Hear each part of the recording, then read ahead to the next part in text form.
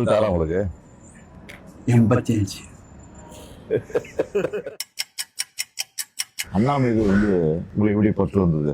ஒரே ஒரு காரணம் தான், அவருடைய பேச்சு திறன். அவருடைய வார்த்தைகள்லாம் எண்ணப்பட்ட வார்த்தைகள். எனக்கு அவருக்கு கனெக்ஷன் ஒன்றே ஒன்று தான். எனக்கு தமிழ் பிடிக்கும், அவருக்கு தமிழ் பிடிக்கும்.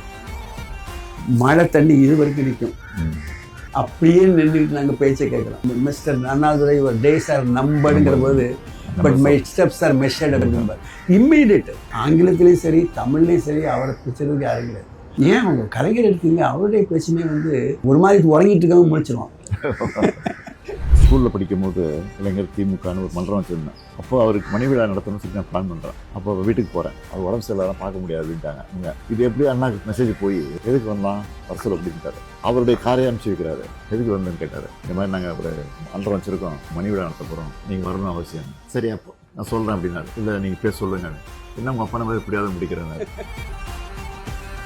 நீங்கள் டைரெக்டாக இந்திய எதிர்ப்பு போராட்டம் நீங்களே போனீங்களா? இந்திய எதிர்ப்பு போராட்டத்தில் நாங்கள் ஆக்சுவலாக பயந்து போயிட்டோம். மதுக்கரையில் ஷூட்டிங் நடக்குது. நாங்கள் தொடங்கினது மதுரையில். பட் எதிர்பாராத விதமாக கோயம்புத்தூரில் உள்ளவங்க ரியாக்ட் பண்ணாங்க.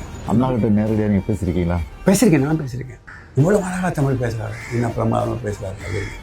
அப்போ ஆக்சுவலாகவே அந்த சமயத்தில் தமிழுக்காக வேலை பார்க்கலாங்கிற அளவுக்கு நாங்கள் வந்துட்டோம். அப்போ அவர் சொன்னார், நீங்கள்லாம் முதல்ல நாட்டுக்கு பண்ணிக்கு போங்க. தமிழ் இருக்க வரைக்கும், தமிழ்நாடு இருக்கிற வரைக்கும் அண்ணாதுரை பேர் இருக்கும். அது உண்மை தானே. இந்த மொழி நம்ம ரத்தத்தில் ஊர்னது. அதுக்காக வேண்டி பாடுபட்டு இருக்கிற ஆள் நீங்கள் ஒரு ஆள் தான்.